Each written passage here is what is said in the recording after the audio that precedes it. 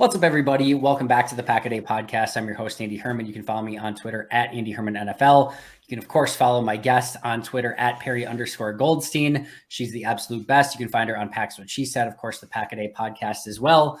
We were hoping to bring you much more joy in a Packers victory coming out of London. It certainly seemed that way with a 17-3 lead in the first half. But Perri, from there, everything went to crap.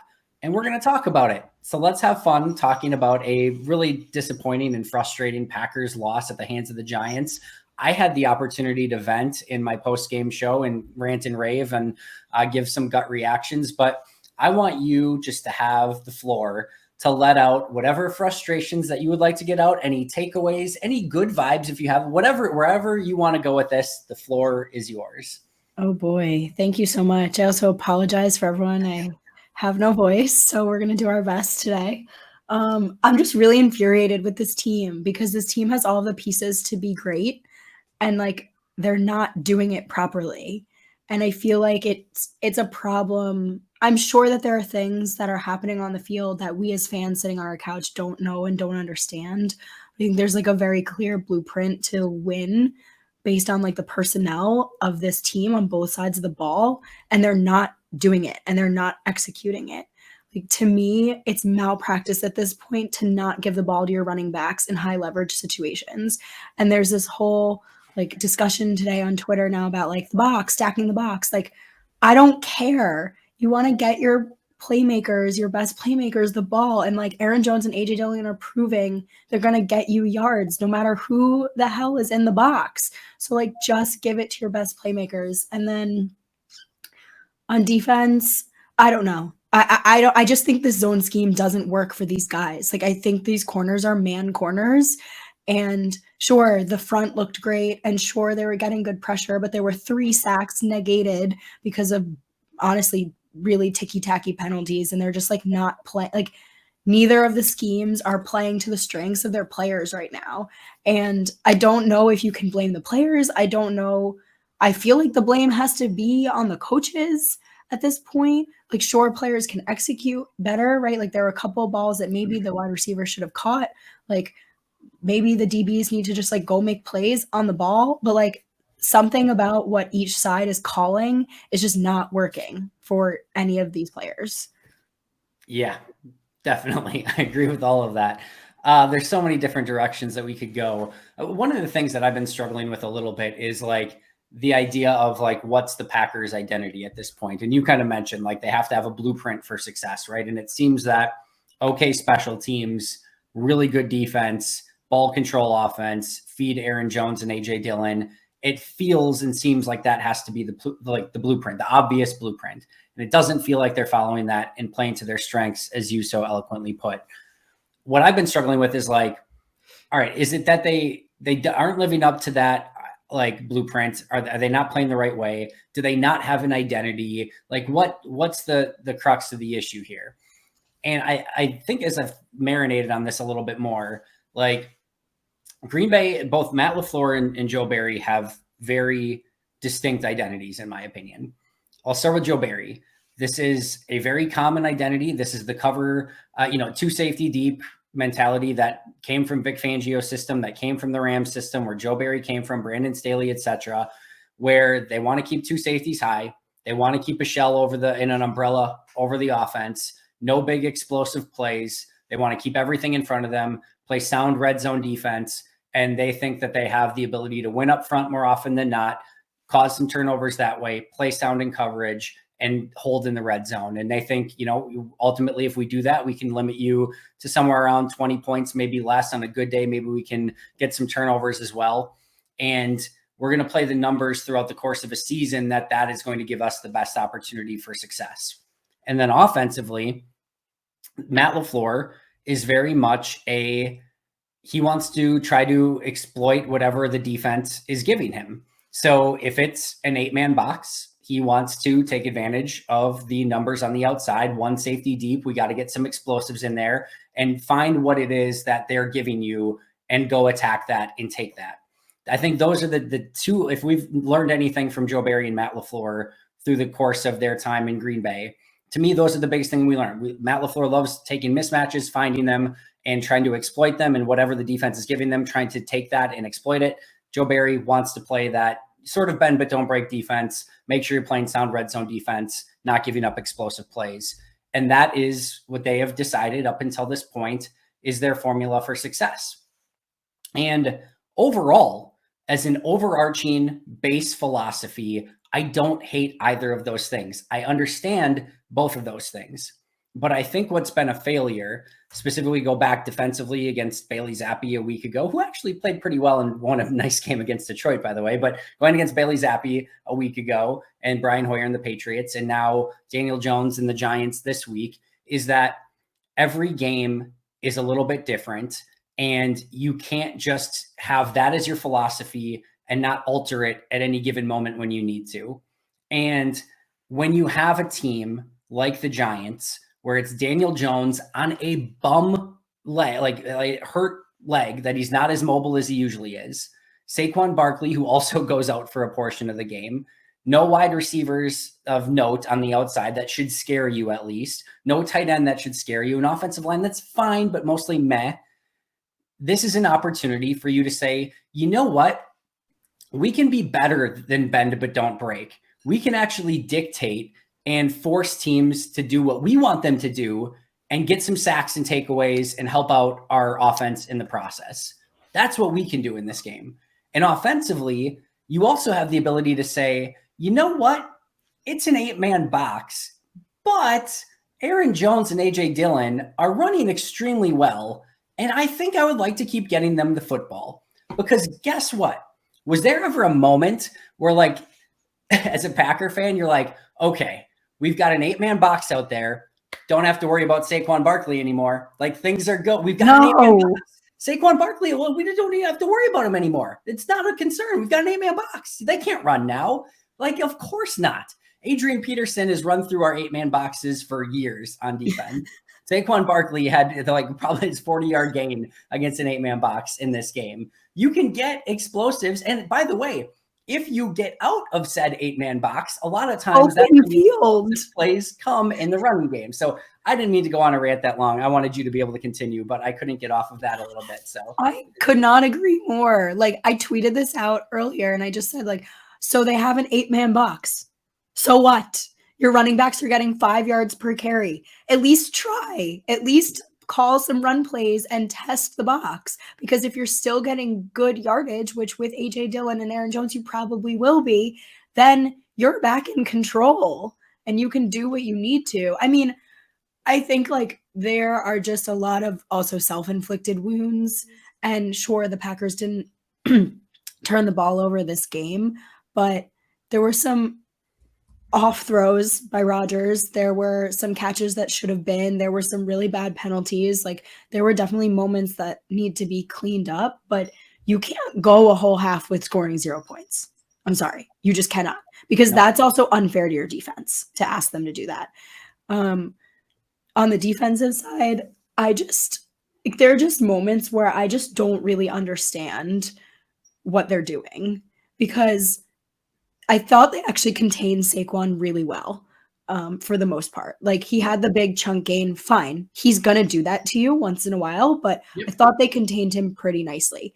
You know that Daniel Jones is going to use his legs. Don't give him running lanes. And you know that the boot action is the only way he can pass the ball.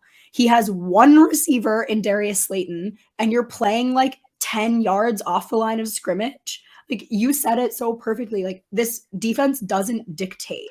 And they have 3 corners and 1 safety, because I'll include Adrian Amos in this, who can like play really good press coverage. Like, they can go up against your guys, and you have Jair like chilling out with some practice squad nobody catching balls in front of him. Like, I don't get it. You have the talent to be super aggressive, and you saw it last season with Rasul and Stokes be able to make plays on the ball and stop the pass game, and you haven't seen any of that. Did any of these DBs today have a pass breakup? A single pass breakup? No, they let them catch everything. I don't get it. I just don't understand why. These are not, they're just playing down to their competition again. And you have to start calling things for the strength of your players and not play down to your like practice squad, right? Wide receivers. I totally agree. I mentioned this right after the game and my gut reactions as well, right? Is like defenders, their mentality is they want to attack. And if you play because let's just be honest, like I get the philosophy and I understand what they want to do. But if you're playing a more passive brand of football, rushing 4 on defense, playing 7 in coverage, like it's not getting anyone's juices flowing. Like you're just like, it's because the other team is getting they're just paper cutting you, and it's just kind of annoying, and it's not a fun brand of football. Like look at Wink Martindale in this game. He's bringing blitzes. He's like they're having fun out there. That's a defense. They're batting line, like passes at the line. Like, yes. That's a defense that was flowing to the football, attacking, and having that mentality. You do the same thing for the most part over and over and over and over. And your job is to just let them complete passes and go and tackle. Like your guys just aren't going to have a bunch of energy and juice playing that style of football. You have to at some point go and attack. And the other thing too here is at some point, like even if you're obviously a huge baseball fan, Perri. Even if you have the best changeup in the world or the best fastball in the world or the best curveball in the world, whatever it is, even if you're the best at it, you can't just throw it over and over and over and over. You have to have something that counters it. I posted this on Twitter. There's a play where the Packers have double A gap blitz look. They've got 4 guys at the line, 2 linebackers on the inside. They're going double A gap blitz. The Giants on the play called a QB draw. Because if you they go knew. QB draw into a double A gap blitz, you are screwed. They knew. They 100% knew that they're not blitzing on this play. They don't blitz. They're not blitzing on this play. Daniel Jones, their linebackers are going to bail out, and then those defenders are already outside because you've got 2 linebackers in that gap that are going to bail out.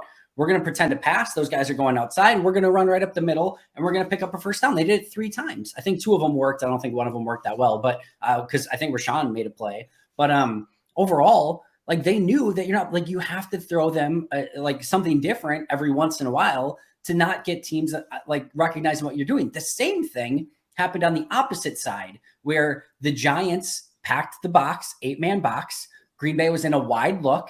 And what did they do? They count the numbers. They knew exactly what they wanted to do. They wanted to get the little wide receiver screen out to Romeo Doubs. They snapped the ball. You know what they did? They immediately shot to the outside.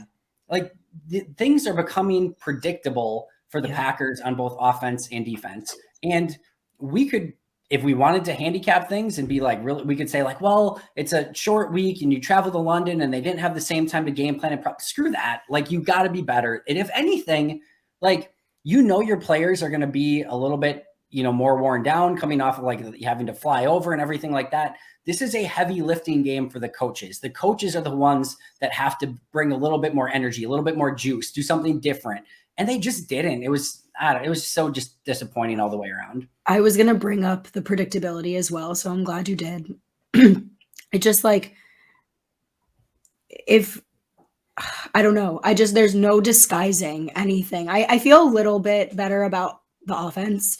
Like I think Matt and Rodgers can get together and improve this offense because you see the flashes and like you hope that some of the dropped passes are not going to happen anymore. Like, that Matt has a bag of tricks up his sleeve and you hope that this, like they kind of work out these kinks. And I also kind of feel like I knew this offense might look like this. I didn't think it'd be this bad for like whole stretches, whole halves. Yeah. But like with the defense, you have to disguise. Like you cannot just trot out the same exact defense.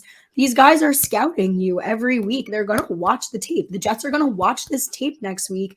And like you said, if they go out there, they're not going to respect the blitz because they don't send it ever. So again, like I think that Perri has all these like incredible pieces. They've obviously invested almost all of their capital into the defense. Like everybody out there is a first round pick. Everybody out there is a freak athlete. Like you just drafted even a guy in Quay Walker. Like, every single week I've tweeted, I'd love to see Joe Barry blitz to Quay Walker. Like he can do it. He has the skill set. Like the DBs are able to do some really nice things. Like they're able to sniff out things behind the line of scrimmage a lot. They tackled a lot better today. It's just like there's no respect to what the Packers are trying to do on defense. And you can't honestly put everything on the pass rush. You can't put everything on Rashawn Gary and Preston Smith and Kenny Clark, because you're not going to get the same like opportunities to them every single time. They're going to be able to, like, they put a tight end out there to like chip Rashawn Gary every time because they know that's what you need to do. And then he can't get home. And then the DBs are playing soft and you just get marched down the field on. I'm very annoyed. I'm so bored watching this Packers defense, and I should be exhilarated. Like there's nothing like that. You're looking like, oh, the corner's creeping up. I wonder if he's going to blitz, or I wonder if he's not going to blitz. Like, oh, they got 2 AA gaps. Like, I wonder, like, I'm sure those 2 guys are going to come and like maybe Rashawn will drop off or Preston will drop off. And I'm sure there's something like every once in a while that Joe is throwing out there, whatever, but like, it's not enough. And it's not enough to, I think, confuse opposing court. You know who looked really comfortable in this game for like, I don't know, the first time in his career? Daniel Jones. Like, and kudos to Daniel Jones. He had a nice game. But like, if you have Daniel Jones with a bum foot and you would come after him and you press his wide receivers that aren't very good, I mean, we've been over it. Everyone knows it. We're not going over it. We're not, splitting the atom here. Like it is what it is. And they just have to bring a different intensity, a different level of football. And I know there's a lot of discussion and all of the Packers fear of like, fire this person or like this person's to blame or offense. Like it was all like, there was nothing, there was nothing that you can point to in this game and be like, yeah, that went great. Like the running backs ran well when they had the opportunity. I don't know, like the defensive front at times looked okay. Mason Crosby made his field goal and his extra points. But there's nothing that you can look to in this game and be like, that's where we need it to be. That can be a championship level offense, defense, special teams, etc. It just wasn't there. But I will ask you this, and maybe there's not an answer, but if you had to put your eggs in one basket for who you want to blame for this game, where would you lean? I think these kind of like holistic failures just like end up falling on the head coach.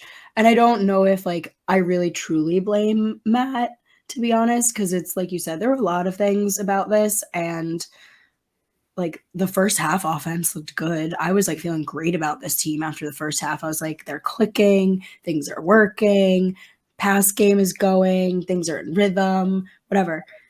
I think it's just preparation. I think what I'm most worried about, honestly, is like the locker room mentality. And I don't normally like get too in this because I'm not in the locker room and I have no idea what they say to each other in private.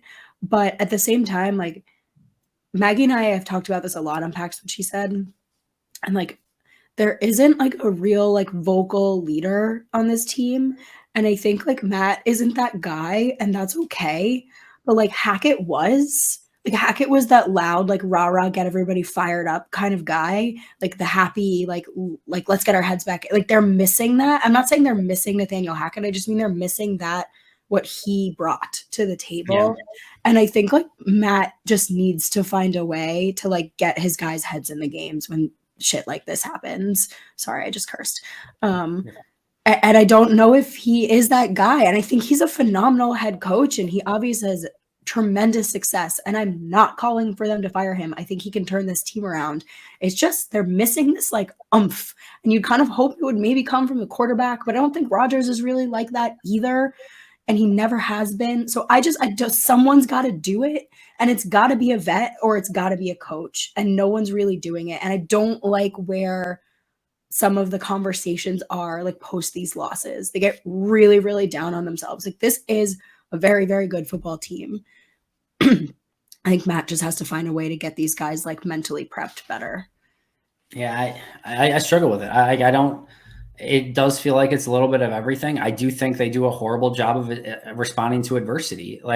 And there's certain things they do an extremely good job of responding to adversity because they haven't lost back-to-back games in the regular season in Matt LaFleur's career, which is like insane. Like they bounce back and they are resilient in that regards, but like in game bouncing back from adversity is totally different.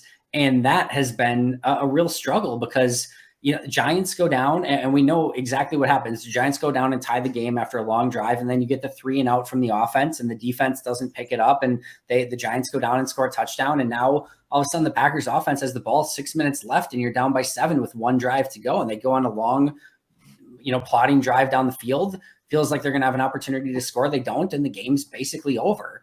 And I talked a lot right after the game too about like, this is a team that very much needs to play complementary football for each other. Like, it can't be the offense doing their thing, the defense doing their thing, the special teams doing their thing. These three in this season have to play as a collective team. And like, Rodgers taking a sack on the 3rd down, which gets them out of field goal range, and that wasn't on him. Like, it's not on him. Like, that was like a 0.1 second rush. Like, I'm not saying that's all on Rodgers, but like, that can't happen. There can't be a sack there. That's on the O-line. That's on, Rodgers. That's on the play call, etc. But like, that's an opportunity to maybe run a draw there or something, pick up 5 yards, run a little bit more clock, kick a field goal, whatever you want to do. That's, I think, how this team needs to play. And this game was the most uncomplimentary you could possibly be in a game, where the offense sets the defense up for complete failure by not, getting drives going when the defense had to get a rest, and it's 3-and-out. The offense is completely disjointed in the second half, and I think had 3 drives in the second half, not including like the Hail Mary at the end. I think they had 3 drives in the second half, somewhere around there. That in large part is due because the defense is allowing 15 play, 80-yard drives like over and over, and the offense is just sitting there, and at 9:30, 10:30 in the morning normally for what their body is used to, like just chilling on the sidelines, nothing to do. They're not complimenting it. The defense isn't getting turnovers. The special teams isn't getting explosives. Like, they just have to complement each other better. And they did the worst job imaginable. And if they do that, these are going to be games that are annoying as heck over and over. And you have the opportunity to lose to teams that you should beat. And that's what happened. And we should talk about too, like, I don't even know how much I want to go into this, but like, it shouldn't be understated just how banged up the Giants were, not only going into this game, but through this game. Barkley goes out for a while. Adoree Jackson goes out. Like, Leonard Williams doesn't get to play in this game. They're missing like 5 wide receivers. Daniel Jones isn't at 100%. And like, listen, like, sometimes like these things are obviously going to happen, but like, the Packers going into this game, they're missing what? Sammy Watkins, Devontae Wyatt, Chris Barnes. Like, they're at full strength. Christian Watson for a little bit. Like, they're at full strength. They're basically like, that's as full, in week 5 in the NFL season. That is as full strength as you get, and they're going against a team who is obliterated with injuries right now, and they can't hang. They don't hang like they should. Like, that should have been a much more decisive performance, much less not a loss, to say the least. I want to talk about just offense and defense just really quick in a little bit more detail. We obviously kind of covered it from a high-end standpoint. I'm going to go through a few things here, and I'll just let you hit what you want to hit. I thought Rob Demovsky had a great statistic. The Packers have now scored 7 points or fewer in the second half in 4 of their 5 games so far. Like, that is abysmal, to say the least. I didn't think Aaron Rodgers played a specifically great game in this one, to say the least. I thought he had a couple of missed throws early and just didn't seem to ever quite get into a rhythm. I got to have more Aaron Jones. Like, there's just no 2 ways about it. And we talked about that earlier, but like, I don't care if it's running the football. It doesn't have to be against an 8-man box, but there are other ways to get Aaron Jones involved. And I need more Aaron Jones. If you are going to target Devontae Adams 20 plus times when you have a full arsenal of weapons of Aaron Jones, AJ Dillon, Marquez Valdez-Scantling, Robert Tonyan, etc., and you're going to go to him 20 times per game, I need 20 times per game of Aaron Jones at minimum, when you don't have a Devontae Adams and you don't have, a full complement of weapons. I have to have more Aaron Jones. I went back and I looked at how Green Bay has scored their touchdown drives this season.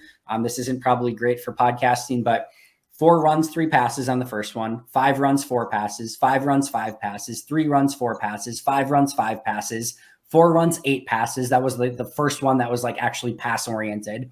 6 runs, 0 passes, 6 runs, 5 passes, 4 runs, 5 passes, 2 runs, 4 passes, 5 runs, 8 passes. These are long drives where the running backs are heavily involved. And by the way, those passes that I mentioned, a lot of those are getting A.J. Dillon and Aaron Jones involved in the passing game on those touchdown drives as well. This is not your big play, shot play, explosive offense. And I know you need some of those to be successful. You need some of those to keep the defense honest. You've got to feed Jones and Dillon and make them the focal point of this offense, or it's just going to fail. It's just so obvious what works in this offense right now, and it pisses me off when they get away from it because, like you said, a balanced offense that leans on the run game, that leans on your running backs. None of Rodgers' throws are too deep. He had a few, like, I would love to see how many completions he's had over 20 yards so far this season because it's very few. He does screen games working, the short slants in breakers, the quick passing game works. You control the time of possession. You take like 10, 12 plays a drive, and you get a touchdown. That's what's working for them right now. I want to shoot the shot play into the sun. Like, I just want it gone. You're not hitting on it. Like, you are just not hitting on it. It's not working. And I get what you mean by you need it. But, like, the Packers have been able to find explosive plays in other ways. They've been really explosive over the middle of the field this season. Go with that, right? Maybe it's not always there, but, like, find what's working and at least try that. These, like, I know Rodgers loves his one-on-ones, and I know he loves his matchups, and you have to kind of expect the wide receivers to win those one-on-ones every once in a while. But, like, let's face it, you're not throwing to Davante Adams anymore. Yeah. You're not going to get like an 85% completion rate out of a Davante Adams type in those one-on-ones anymore. You have to set these guys up to succeed. And like, you're not getting that success on these like shot plays down the boundary. It's just not working. Like, stop doing it and stop doing it in such high leverage spots. Like you said, defense just gave up a really long drive. They're gassed. And you have 3 pass plays. 3 now, like, that is just the last thing you want. Run the ball a little bit. It's driving me nuts because I should feel as a fan like I'm constantly like learning something from my team, right? Like, I love football and I love how much there is to like learn about this game. I shouldn't feel like I'm sitting on my couch like not that I know more than this team, but I shouldn't feel like this right now, where I could like go up to this team and say, it's so clear what's working and you're not doing it. Why? Right? Like, I should be like, oh, that was smart that you just did that. Let me go back and look and learn why. Right? It should be the other way around right now. And it's not. I'm not yet worried. You mentioned Aaron Rodgers is having like not his best start to the season. He's not. I'm not yet worried about it, but I've never seen him play like this for like significant stretches of a game, like whole halves. Yeah. There is like, it's in the back of my mind right now.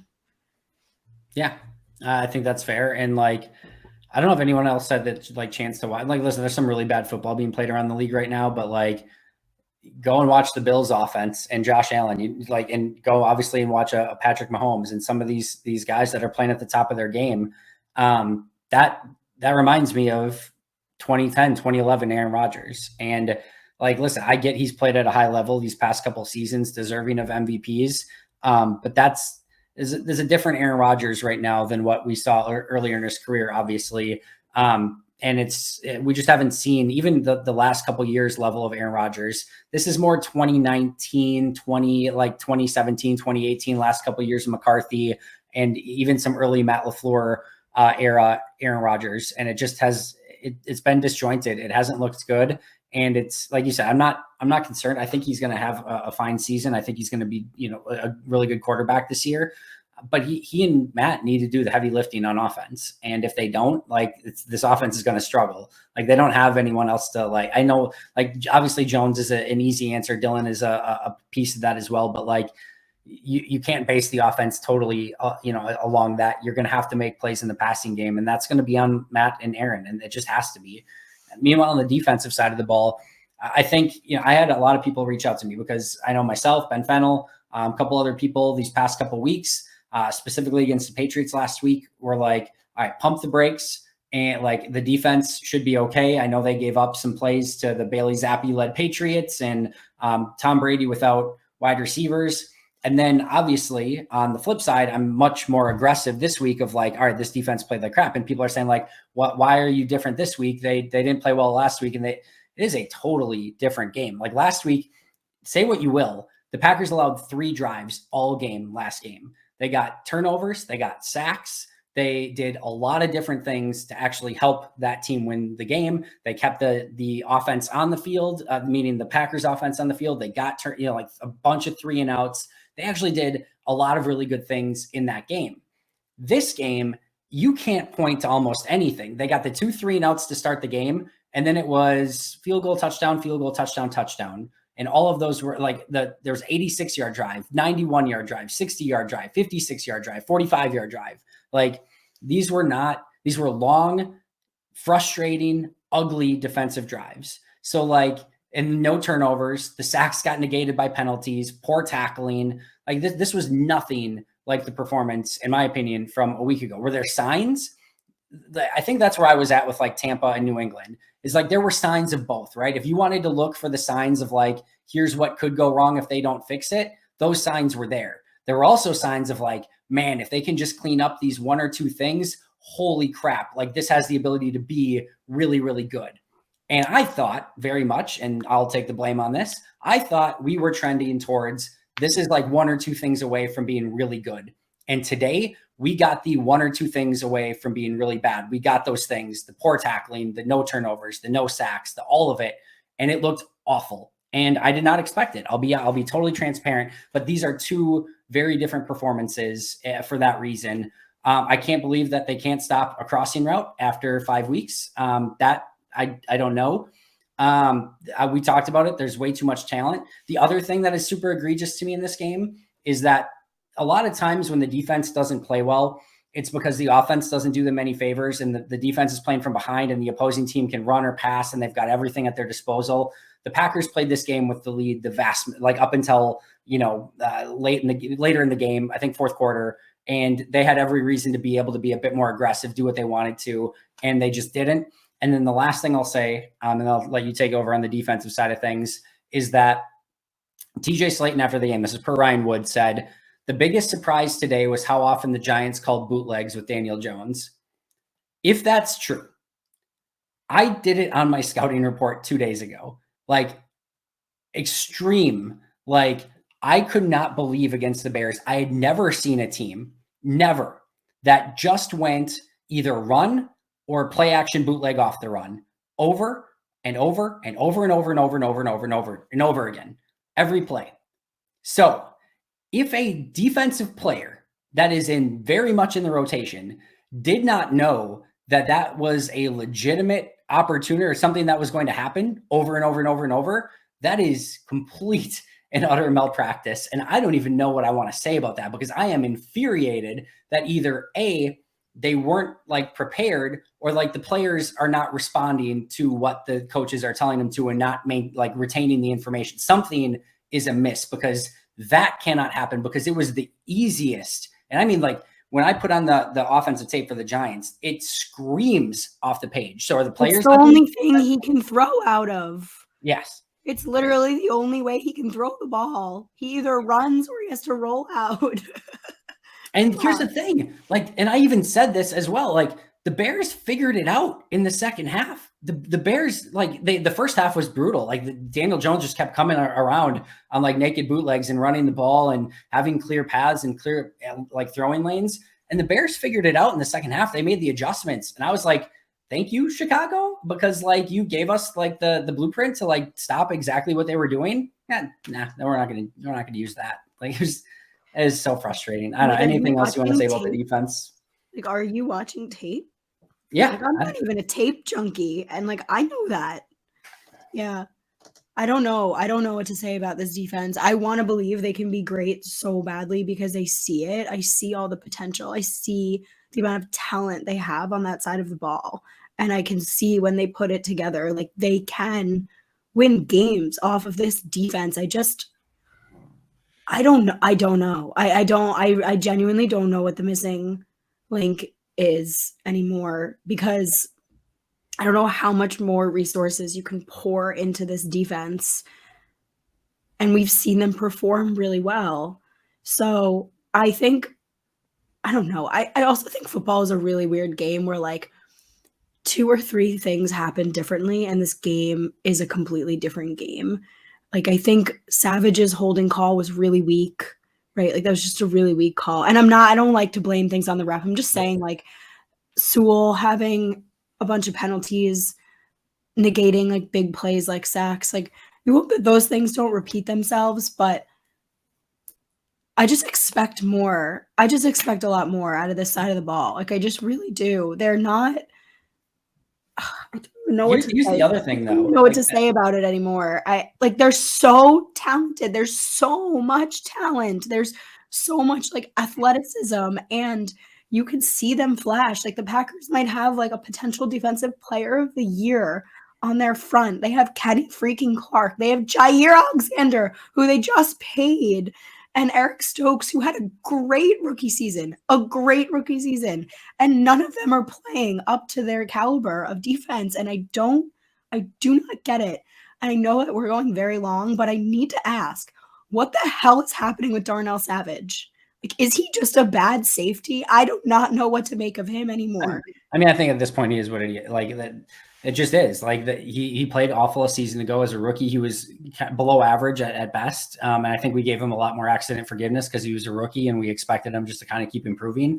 I thought his sophomore year, rookie second year, however you want to define it, in the bubble, I thought he played really sound football, but like there's no takeaways. There's no the tackling is suspect at best. Like I've heard, I know people have been like they got to play Darnell Savage in the slot. He can't cover. Like you're not. If you think Rasul is having trouble covering in the slot, Darnell's not going to be any better. Like there's just.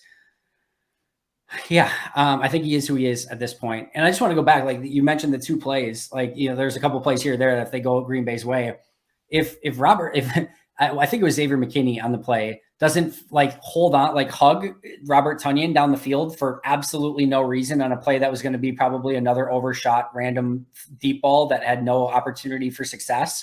Packers, I don't know that the Packers score on that drive, much less get a touchdown.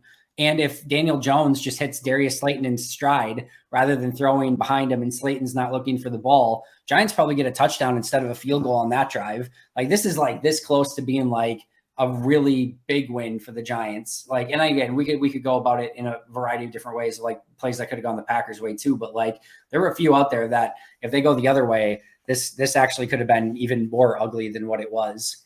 Couple quick hitters, Amari, punt returner. He already lost his kick returner job, which literally meant he had one job left and he muffs a punt. Like there's nothing left. He's done. Very clearly Aaron Rodgers, that wants nothing to do with him at wide receiver. He's probably the number set. Like we know there's 5 receivers ahead of him in Dobbs and Watson and Cobb and Watkins and Lazard. We know there's 5. And I would be willing to bet you that Juwan Winfrey is ahead of him as well. If you actually had to play a wide receiver. And then it's like, okay, once we get past that, is it Toure or Rodgers? And I think if you actually needed a receiver, they may very well go Toure. So we're like looking at number 8, 7 or 8 on the depth chart, actual wide receiver for Amari Rodgers. They bench him as a kick returner because he doesn't do anything there, and you can't trust him as a punt returner. I don't. Like, I'm done. Yeah. I'm such on the train of like, give it time, trust it, like whatever. I'm done. I've seen plenty, and I think I felt this way after Rodgers' comment, like he's returning kicks for us. Like there is no place for him in this offense, and it's really unfortunate. And like maybe if someone got hurt and you had to play him in the slot, but I'm sorry, like when you're getting outplayed by 32-year-old Randall Cobb, like not great. You're done. And that's actually no hate to Randall Cobb. He looks great, but you know what I mean. Yep. I guess the one good piece of news coming out of this game is, as far as we know, I think the only injury issue is Christian Watson, which is obviously not great. You don't want him to get hurt, but I was very concerned going on a kind of an artificial surface that doesn't normally get played on after traveling overseas, playing at a time you're not used to, that there could have been a bunch of injuries in this game. And it seems like they got out relatively healthy. We'll have to see where Christian Watson's injury is and if they maybe had any others that we just didn't know about, but hopefully good news there. And then we'll end. I just want to ask, is there anything that gives you hope coming out of this game, or can we end on a positive in some capacity before we exit? Yeah, I think what I always come back to is the Packers are a really successful winning franchise. And I think you stay that way for a number of different reasons. And Rodgers hit on it a little bit in his post Yep. game presser. And like they have standards and they hold each other accountable and they hold themselves accountable. Like you could hear it. And a lot of people are like, oh, they say the same things after every single time. But you know what? Fine. I'm glad they take accountability. I'm glad that they can go up there and say, that wasn't how we want to be. There's no excuses, right? Yep. They know that this isn't the way that they're supposed to play. So I feel like I trust in that, like, we are a winning franchise mentality.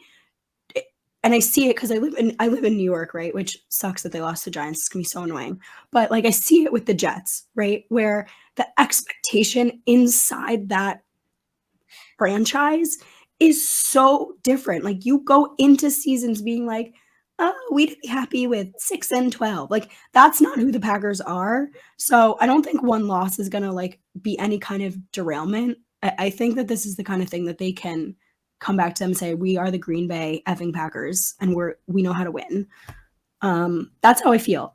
But like that's like a pretty low bar for an optimistic fan like me. I don't feel great about the way this team has been executing. No, I agree with everything you said. And I think my biggest hope coming out of this game is like, I legitimately think they needed that. And maybe it Yeah. shouldn't be that way. Like it shouldn't be that way. It shouldn't be that way that you need to go overseas and lose in front of a awesome fan base that like supported you to an unbelievable extent in a stadium that's a neutral site stadium. It shouldn't have to be that way, but they weren't learning the lessons from their, like, we're not going to apologize for a victory, Yeah. games. They just weren't. Nothing was changing. So if you've got to get punked in a game like that, where to a team that you shouldn't lose to, you can't blame it on like, well, it's just the first week of the season and that's our issue. Like we don't really play the first week. We'll be fine moving forward. Now this is different, and I do think they're going to be fine moving forward. I think they have lessons to learn. I think they'll learn them. I have a lot of faith in the overall structure of this organization, kind of as you're mentioning.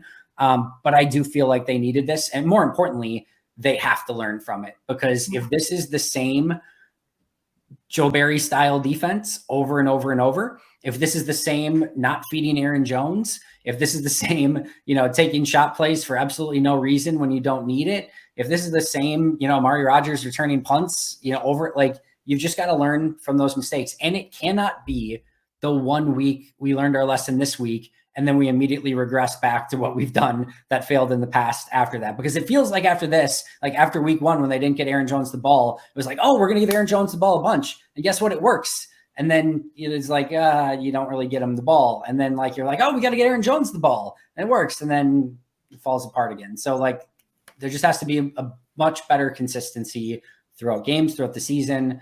And it's never, the highs are never as high as we think. The lows are never as low as we think. There's a lot of season left. I'm glad that they're learning these lessons now, but they have to learn them. And if they don't, it's going to be a long season. Yep.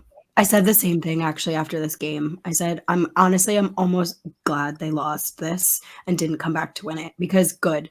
You sit on that plane for 8 hours and you think about it, right? You think about this and you remember this feeling, and then you go forward and you make the necessary adjustments so that this does not happen again. Couldn't agree more. Perri, tell us where we can follow you on Twitter. Tell us what Packs What She Said's all about, and anything else you want to cover. You can follow me on Twitter at Perri_Goldstein. Follow the podcast at PWSS Podcast. We are rolling twice a week these days, so you'll get a recap show Monday night from us that are actually usually live if you want to come in and vent and chat with us, and then a preview before the Jets. I will actually be up for the Jets game if anyone wants to come and say hello. That'll be fun. I'll be there with my family. But yeah, just follow us on Twitter and Instagram, and don't be afraid to say hi. Make sure to follow Perri. She's the absolute best. And of course, give Packs What She Said a listen every single week. You can follow us on Twitter at Pack-A-Day Podcast. You can follow me at Andy Herman NFL. I'll be right back here tomorrow with an all new episode. And of course, we'll have podcasts 365 days a year on the audio version. But until next time, and as always, go Pack Go. Go Pack Go.